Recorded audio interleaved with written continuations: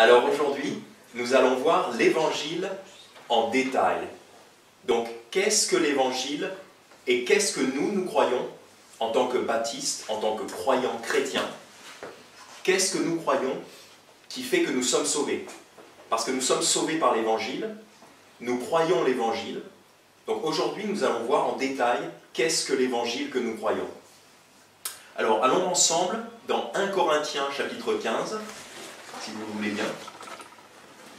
Alors, je vais peut-être aller vite dans certains versets.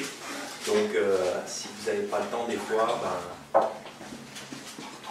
on va aller tous ensemble dans 1 Corinthiens chapitre 15. Et je vais lire les versets 1 à 4. Je vous rappelle, frères, donc c'est l'apôtre Paul qui écrit aux Corinthiens, et donc quelque part qui nous écrit à nous aussi. Il nous dit: je vous rappelle, frères, l'évangile que je vous ai prêché et que vous avez reçu et dans lequel vous vous tenez. Donc ça c'est nous, hein. On a reçu l'évangile parce qu'il nous a été prêché et nous nous tenons dans l'évangile, c'est-à-dire nous défendons cet évangile, nous y croyons. Verset 2, et par lequel aussi vous êtes sauvés. Donc voilà, nous sommes sauvés par l'évangile, et par lequel aussi vous êtes sauvés, si vous gardez en mémoire ce que je vous ai prêché, à moins que vous ayez cru en vain. Donc, quand on a cru l'évangile, on s'en souvient. Voilà, on sait ce qu'on croit. Or, je vous ai délivré, avant toute chose, ce que j'avais aussi reçu. Et c'est là qu'il nous donne l'évangile. Donc, s'il y a un passage dans la Bible où on nous explique précisément ce que c'est que l'évangile, c'est là, c'est 1 Corinthiens chapitre 15, versets 1, 2, 3, 4. Donc, il nous dit, voilà, qu'est-ce que l'évangile? Comment Christ est mort pour nos péchés, selon les Écritures, et qu'il a été enseveli, et qu'il est ressuscité le 3e jour, selon les Écritures. Donc ça, c'est le passage que nous allons étudier aujourd'hui, l'évangile, en détail. Donc ici, nous avons plusieurs éléments. Donc, nous avons comment Christ, donc ce n'est pas n'importe qui, c'est Christ, comment Christ. Donc nous allons d'abord voir qui est Christ, en qui nous croyons. Christ est mort, donc nous allons voir qu'effectivement il est mort. Donc il est mort pourquoi? Il est mort pour nos péchés. Oui. Donc on va voir le problème du péché, selon les Écritures. Donc tout ça, ça va être en relation avec les Écritures, c'est-à-dire l'Ancien Testament. Donc Christ ne vient pas de nulle part, il a été prévu par l'Ancien Testament. Et ensuite, comment il a été enseveli et qu'il est ressuscité le 3e jour, toujours selon les Écritures. Donc nous allons voir tous ces éléments, ces divers éléments en détail. Donc tout d'abord, qui est Christ? Donc je vais vous lire rapidement si vous n'avez pas le temps d'y aller. Bon, je vais aller assez vite. En Actes chapitre 10, au verset 43, parce que Christ n'est pas sorti de nulle part, d'accord? C'est pour ça qu'il est selon les Écritures. Christ n'est pas sorti de nulle part. Je ne comprends pas. Acte 10, oui. Acte 10, 43. C'est pas comme si c'était voilà, n'importe qui se présente et qui fait des miracles. Non, non, Christ a toute une histoire dans la Bible. Il vient de l'Ancien Testament. Il a été prévu par l'Ancien Testament.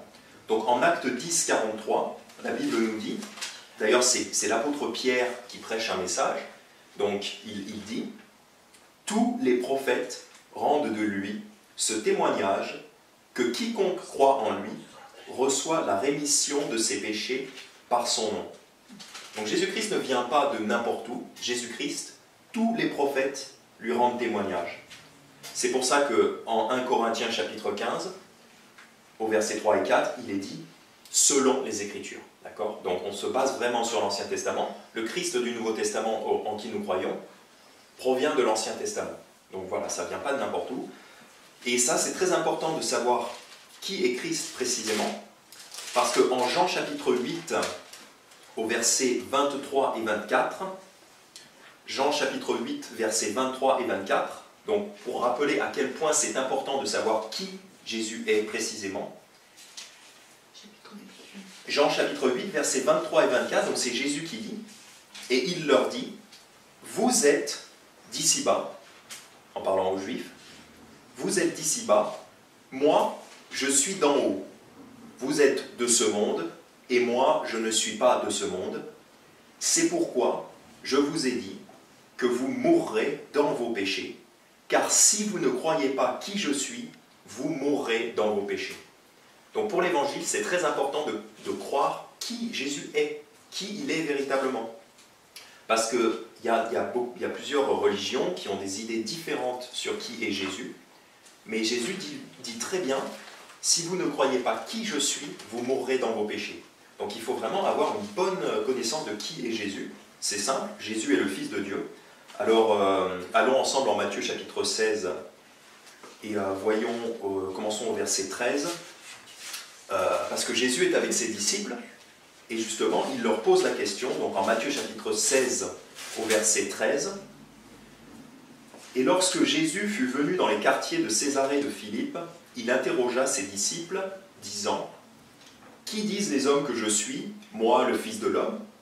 Donc qu'est-ce que disent les hommes de Jésus? Qu'est-ce que disent les autres? Donc on sait que les musulmans disent que Jésus est un prophète, mais qu'ils disent qu'il n'est pas le Fils de Dieu. Ça, c'est ce que les musulmans disent. Les témoins de Jéhovah disent que Jésus est un ange. Voilà, ça, c'est ce que les témoins de Jéhovah disent. Et donc Jésus, il pose la question, donc, qui disent les hommes que je suis, moi, le Fils de l'homme? Et ils répondirent, donc ça, c'est les disciples, et ils répondirent, les uns disent que tu es Jean le Baptiste, les autres Élie, et les autres Jérémie, ou l'un des prophètes. Et il leur dit, et vous, qui dites-vous que je suis? Simon-Pierre répondit et dit, tu es le Christ, le Fils du Dieu vivant. Et c'est ça la bonne réponse, la vérité, c'est que Jésus-Christ est le Christ, donc le Christ, le Fils du Dieu vivant. Ce n'est pas n'importe qui, il est le Fils de Dieu. Parce qu'ensuite, au verset 17, Jésus dit, et Jésus répondit et lui dit, tu es béni, Simon Bar-Jonas, car ce n'est pas la chair et le sang qui t'ont révélé cela, mais mon Père qui est dans le ciel. Donc il est bel et bien le Fils de Dieu. Et ce n'est pas juste un ange, ce n'est pas juste un prophète. Il n'est pas juste un prophète, il est le Fils de Dieu. C'est très important de savoir qui il est. Car si on ne croit pas qui il est, on meurt dans ses péchés.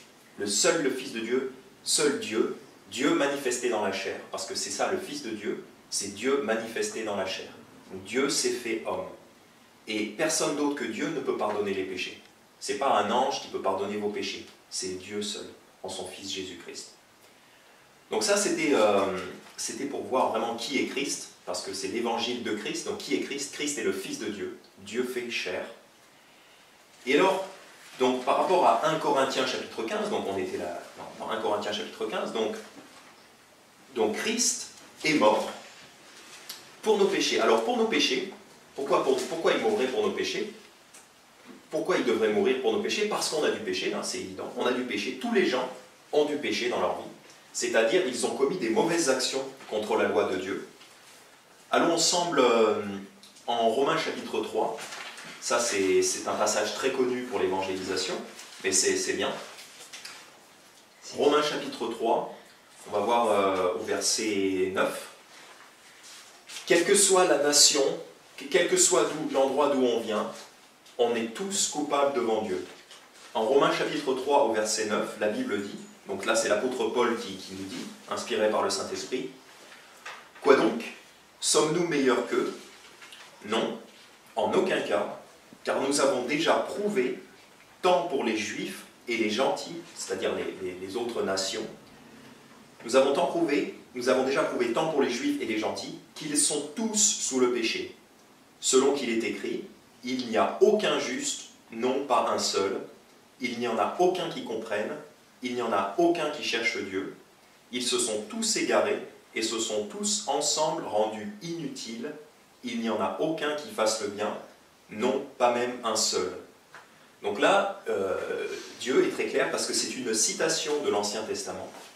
Dieu est très clair concernant les hommes, quelle que soit leur nation, juifs, ukrainiens, français, iraniens, États-Unis, tout le monde est sous le péché. Il n'y en a pas un qui est innocent. Au verset 10, il dit, il n'y a aucun juste, non pas un seul. Donc il n'y a personne qui est innocent, quelle que soit notre nation. Et ensuite, il nous dit, au verset 22, au verset 19, allez, lisons le verset 19, Or, nous savons que tout ce que la loi dit, elle le dit à ceux qui sont sous la loi, afin que toute bouche soit fermée et que tout le monde soit reconnu coupable devant Dieu. Donc la loi de Dieu est bonne, elle est parfaite, les 10 commandements et tous les commandements de Dieu. Tu aimeras ton prochain comme toi-même, tu aimeras le Seigneur ton Dieu de tout ton cœur, de toute ton âme, de toute ta pensée. Les 10 commandements, tous les commandements de Dieu, c'est bon, mais quand on les voit, on doit se rendre compte qu'on est coupable. La loi est là pour nous montrer que nous ne sommes pas parfaits. Voilà. La loi est parfaite et elle nous montre que nous ne sommes pas parfaits. C'est pour ça qu'au verset 23, il résume, donc on utilise souvent ce verset en évangélisation, Romains chapitre 3, verset 23. C'est un résumé de tout ce qu'il a dit avant. Il nous dit, car tous ont péché et sont privés de la gloire de Dieu. Donc voilà pourquoi Christ est mort donc pour nos péchés. Il est mort pour nos péchés parce que nous sommes tous pécheurs, quelle que soit notre nation, quel que soit l'endroit d'où nous venons. Nous sommes tous sous le péché. Et c'est pour ça qu'il nous dit au verset 19, afin que toute bouche soit fermée. Donc on ne peut rien dire devant Dieu. On peut pas dire « Ah, mais j'ai fait ceci, j'ai fait cela, j'ai des excuses et j'ai des excuses. » Non, non, non, il n'y a pas d'excuses. La loi est là pour nous montrer que toute bouche soit fermée. On est coupable, on ne peut plus rien dire. On est coupable. Donc Christ est mort pour nos péchés. Alors, il est mort pour nos péchés. Il faut bien comprendre la sainteté de Dieu. Allons ensemble en Jacques chapitre 2, verset 10. Donc vraiment pour insister là-dessus, sur ce point que justement toute bouche est fermée devant Dieu. On ne peut pas se justifier soi-même en disant j'ai fait ceci, j'ai fait cela. Non, non, non, toute bouche est fermée. Parce qu'en Jacques chapitre 2, au verset 10, un verset très bon pour montrer que Dieu est parfait. Jacques chapitre 2, verset 10, « Car quiconque aura observé toute la loi, s'il vient à pécher dans un seul point, devient coupable de tous. » Donc, la Bible est très claire. Si on observe toute la loi, mais qu'on commet un seul péché dans un seul point de la loi, on est coupable de tous. Parce que Dieu veut soit on est parfait par la loi, soit on est coupable. Parce que Dieu est parfait, donc il voudrait qu'on respecte parfaitement la loi. Mais ça, c'est impossible. C'est impossible, on l'a vu, et c'est pour ça que toute bouche est fermée. Et en Galates, n'y allez pas, mais bon, si vous pouvez y aller, c'est assez rapide. Galates 3.10, mais tous ceux qui s'attachent aux œuvres de la loi sont sous la malédiction, puisqu'il est écrit, maudit et quiconque ne persévère pas à faire toutes les choses qui sont écrites dans le livre de la loi. Ouais, c'est ça. Mais tous ceux qui s'attachent aux œuvres de la loi sont sous la malédiction, puisqu'il est écrit, maudit et quiconque ne persévère pas à faire toutes les choses qui sont écrites dans le livre de la loi. Donc si on est sous la loi, si on essaye de se justifier par la loi, on est maudit, parce qu'il faudrait faire toutes les choses. Et il n'y en a qu'un seul qui a tout fait, c'est Jésus-Christ, mais on va y venir. Donc du coup, à cause de ça, Christ mourut. Donc c'est notre troisième point. Donc allons en Romains chapitre 5, au verset 8. Romains chapitre 5, verset 8. Donc puisque nous avons du péché, donc Christ est donc mort pour nos péchés. Romains chapitre 5, verset 8, très célèbre aussi. Dieu fait valoir son amour envers nous, en ce que, lorsque nous étions encore des pécheurs, donc ça c'est ce qu'on a vu, lorsque nous étions encore des pécheurs, Christ est mort pour nous. Donc même si nous on est coupables devant lui, il est mort pour nous. Et on va voir donc du coup pourquoi il est mort, quelle est la raison, enfin qu'est-ce qu'il a fait sur la croix. Il est mort sur la croix pour nous, par amour, parce qu'on est coupable. Donc quelque part on était comme ennemis de lui, en tout cas on est coupable devant lui, mais lui malgré ça il nous aime quand même. C'est comme si vous aimez quelqu'un qui vous fait du mal. Ben, c'est ça qu'a fait Dieu avec nous. Même si on lui a fait du mal en commettant du péché, il nous a aimés quand même. Christ est mort pour nous. Verset 9. Étant donc maintenant justifiés par son sang, à plus forte raison serons-nous sauvés par lui de la colère. Donc le sang de Jésus versé sur la croix, c'est ça qui paye pour nos péchés. Parce qu'il fallait un sacrifice pour enlever les péchés. Il fallait du sang. D'ailleurs la Bible dit que sans l'effusion de sang, il n'y a pas de pardon. Et le sang qui paye pour les péchés éternellement, une fois pour toutes, c'est le sang de Jésus-Christ sur la croix. Comme il en est parlé en Hébreux chapitre 9, au verset 12, je vais juste le lire. Est entré, donc là ça parle de Jésus, il est entré une fois dans le lieu saint, donc là ça parle du lieu saint qui est au ciel, qui est devant Dieu le Père. Il est entré une fois dans le lieu saint, non avec le sang des boucs et des veaux, donc ça c'était l'Ancien Testament, le sang des boucs et des veaux, mais ça c'est pas ce que Jésus a fait, donc non avec le sang des boucs et des veaux, mais avec son propre sang, ayant obtenu une rédemption éternelle pour nous. Parce que devant Dieu le Père, Jésus-Christ est arrivé avec son propre sang, et le sang de Jésus-Christ a obtenu une rédemption éternelle pour nous, parce qu'il a effacé les péchés une fois pour toutes. Donc, on peut aller ensemble dans Ésaïe chapitre 53, et on va lire, on va commencer au verset 5. Chapitre Ésaïe chapitre 53. Ésaïe 53, on va commencer au verset 5, parce que on n'aura pas le temps de tout lire ce que j'aurais aimé lire. Mais Ésaïe 53, commençant au verset 5, la Bible nous dit, donc c'est une prédiction des souffrances de Jésus sur la croix, donc là on voit comment il est mort.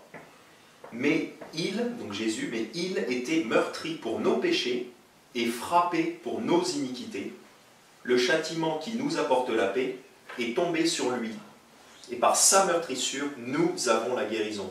Donc c'est la meurtrissure de Jésus, c'est le fait que lui, il a été frappé, ça nous donne la guérison. C'est pour ça qu'il est mort. Sa mort nous donne la guérison. Verset 6, nous étions tous errants comme des brebis, nous suivions chacun son propre chemin, et l'Éternel a fait venir sur lui l'iniquité de nous tous. L'iniquité, ça veut dire le péché. Donc l'Éternel, Dieu, le Père, a fait venir le péché du monde entier sur Jésus-Christ. Quand il était sur la croix, il était puni pour les choses que tout le monde a fait. Alors que lui, il n'a rien fait, lui. Il est là, il est innocent. C'est pour ça qu'en 2 Corinthiens 5, verset 21, il dit « Mais celui qui n'a point connu le péché, il l'a fait devenir péché pour nous, afin que nous soyons faits justice de Dieu en lui. » Donc celui qui n'a point connu le péché, c'est-à-dire Jésus-Christ, il l'a fait devenir péché. C'est ça, quand le péché du monde entier a été mis sur Jésus, il est devenu péché pour nous, afin que nous soyons faits justice de Dieu en lui. Donc en fait, Dieu a échangé, il a mis le péché, notre péché sur Jésus, et il nous a donné la justice de Jésus. C'est ça, le miracle de quand il était sur la croix. Au verset 7, Ésaïe 53, verset 7, « Il est maltraité, il est affligé, et il n'ouvre point la bouche, comme un agneau mené à la boucherie, comme une brebis muette devant celui qui la tond, il n'ouvre point la bouche. » Donc Jésus-Christ s'est laissé faire volontairement, il n'a pas résisté. D'ailleurs, c'est pour ça qu'il dit en Jean chapitre 10, alors, on va d'abord voir Matthieu chapitre 26, rapidement. Jésus n'a pas résisté, il s'est donné sur la croix par amour. D'accord, c'est pas comme si on l'avait pris de force et on l'avait traîné. Non, il est allé volontairement, il savait qu'il allait y aller. D'ailleurs, plusieurs fois, il le prédit, il savait, il le dit à ses disciples, « Je vais mourir, le Fils de l'homme va être crucifié, et il ressuscitera. » Donc heureusement, on voit qu'il ressuscite. Mais il le savait, et il n'a pas résisté. Au contraire, il s'est laissé faire. D'ailleurs, en Matthieu 26, j'aime beaucoup, au verset... commençant au verset 52, donc il y a Pierre qui tire son épée pour défendre Jésus, alors qu'ils allaient arrêter Jésus, ils allaient l'arrêter, et Pierre, il veut le défendre avec une épée. Parce que Pierre, il est charnel, il a envie de se battre physiquement, il a envie de se battre avec ses armes charnelles. Mais Jésus lui dit, au verset 52, « Remets ton épée à sa place, car tous ceux qui prendront l'épée périront par l'épée. Penses-tu que je ne puisse pas maintenant prier mon Père, qui me donnerait à l'instant plus de 12 légions d'anges ?» Donc Jésus aurait pu, j'allais dire d'un claquement de doigts, mais non, il aurait pu juste dire « Père, donne-moi des anges » ou « à l'aide ». Et à l'instant, il aurait eu 12 légions d'anges. Mais au verset 54, il continue, il dit Mais comment donc s'accompliraient les Écritures qui disent qu'il doit en être ainsi? Il aurait pu simplement appeler des légions d'anges à la rescousse, mais il ne l'a pas fait parce que volontairement il s'est donné lui-même. Comment donc s'accompliraient les Écritures qui disent qu'ils doivent en être ainsi? Donc toujours en respectant l'Écriture, c'est très important, le fait que Jésus-Christ respecte l'Écriture. Parce que l'Écriture a prévu que ça allait se passer comme ça. Qu'il allait être mis au rang des malfaiteurs, qu'on allait lui donner du vinaigre, qu'on allait tirer au sort ses habits, qu'on allait percer son côté. Tout ça, ça a été prévu. Qu'on allait le trahir, que Judas allait le trahir, enfin que quelqu'un allait le trahir, donc en l'occurrence Judas. Tout ça, c'était prévu. Et Jésus-Christ tenait vraiment à respecter les Écritures. Et c'est pour ça que en Jean chapitre 10, au verset 17 et 18, j'aime beaucoup ce passage, c'est Jésus qui dit « Voici pourquoi mon Père m'aime, c'est que je donne ma vie pour la reprendre. » Donc je donne ma vie pour la reprendre. Personne ne me l'ôte. Donc c'est ça qu'on a vu. Personne ne me l'ôte. Ça veut dire personne ne m'enlève la vie de force. Personne ne me l'ôte, mais je la donne de moi-même. J'ai le pouvoir de la donner et le pouvoir de la reprendre. J'ai reçu ce commandement de mon Père. Donc personne n'ôte la vie à Jésus, il la donne de lui-même, volontairement. Et il dit, j'ai le pouvoir de la donner, oui, il donne sa vie, et le pouvoir de la reprendre. Donc il n'a pas seulement donné sa vie, mais ensuite il l'a repris. Parce qu'il est mort, il est vraiment mort sur la croix. Donc on a vu ses souffrances en Ésaïe 53. Il est mort, il a été enseveli, mais ensuite il est revenu à la vie. Et ça, c'est la bonne nouvelle, parce que si le Christ était resté mort, et était resté dans le tombeau, il n'aurait pas de pouvoir, enfin, il n'aurait rien prouvé. Il n'aurait été qu'un être humain comme les autres qui meurt et qui reste dans le tombeau. Mais Jésus-Christ est ressuscité, donc on va voir ça ensemble en Actes chapitre 2.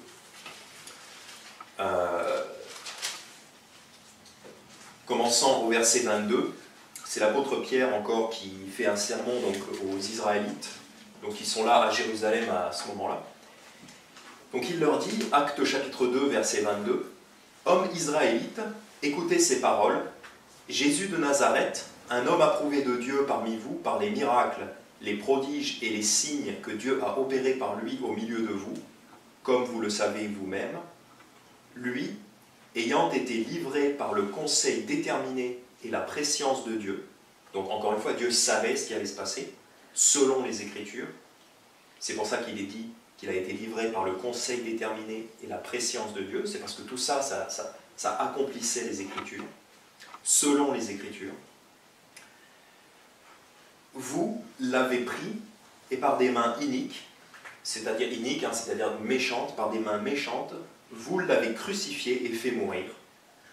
Mais Dieu l'a ressuscité, ayant rompu les liens de la mort, parce qu'il n'était pas possible qu'il fût retenu par elle. Donc oui, il a été tué, il a été crucifié, mais Dieu l'a ressuscité, ayant rompu les liens de la mort, parce qu'il n'était pas possible qu'il fût retenu par elle. Donc ça, c'est la bonne nouvelle. Jésus-Christ a vaincu la mort. C'est là-dessus que repose notre espérance, parce que ça prouve son pouvoir. Ça prouve qu'il a le pouvoir de vaincre la mort. Il ne reste pas mort, il a vaincu la mort. Et puisqu'il a vaincu la mort pour lui-même, il a donc aussi vaincu la mort pour nous. Si vous voulez bien aller dans Romains chapitre 6, on va lire verset 8, des versets 8 à 10, Romains chapitre 6, commençons au verset 8. Or, si nous sommes morts avec Christ, donc ça c'est quand on croit en lui, quand on met notre confiance en lui, on meurt avec lui, on s'identifie à sa mort. Si nous sommes morts avec Christ, nous croyons que nous vivrons aussi avec lui. Sachant que Christ, ressuscité des morts, ne meurt plus, la mort n'a plus de pouvoir sur lui. Donc Christ est ressuscité des morts une fois pour toutes, maintenant la mort n'a plus de pouvoir sur lui. Car en mourant, il est mort une seule fois pour le péché, mais en vivant, il vit pour Dieu.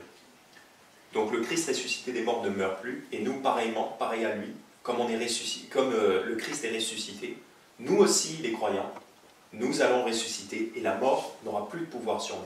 La mort n'a plus de pouvoir sur nous, puisqu'on a la victoire en Jésus-Christ. Il a vaincu la mort, il est ressuscité, et il nous ressuscitera, nous aussi. Et donc, alors pour finir, l'évangile, donc c'est ça, on a vu, c'est ça, c'est le Christ qui meurt pour nos péchés sur la croix, qui est enseveli, qui est ressuscité, selon les Écritures. Et alors, c'est pour ça que c'est un don d'aller au ciel. Aller au ciel, c'est totalement gratuit, puisque c'est Jésus-Christ qui a tout payé. D'ailleurs, la Bible dit qu'il s'est donné lui-même en rançon pour tous. Donc la rançon, c'est le paiement. Jésus-Christ s'est donné en paiement pour tout le monde. C'est pour ça qu'en Romains 6, verset 23, donc un verset très célèbre aussi qu'on utilise beaucoup en évangélisation, le salaire du péché, c'est la mort, mais le don de Dieu, c'est la vie éternelle par Jésus-Christ, notre Seigneur. Donc, il nous dit bien, la vie éternelle, c'est un don. C'est un don gratuit, parce que c'est Jésus qui a tout payé. D'ailleurs, tout à l'heure, on a vu Romains chapitre 3, verset 23, « Car tous ont péché et sont privés de la gloire de Dieu. » Mais le verset suivant, le verset 24, nous dit « Et qu'ils sont justifiés gratuitement par sa grâce, par la rédemption qui est dans le Christ Jésus. » Donc, le verset 23, il nous donne la mauvaise nouvelle, hein, tous sont péchés et sont privés de la gloire de Dieu. Mais le verset 24 nous donne la solution, et qu'ils sont justifiés gratuitement. C'est ça qui est important de comprendre, c'est que comme c'est Jésus qui a tout payé, pour nous c'est gratuit. On n'a absolument rien à faire.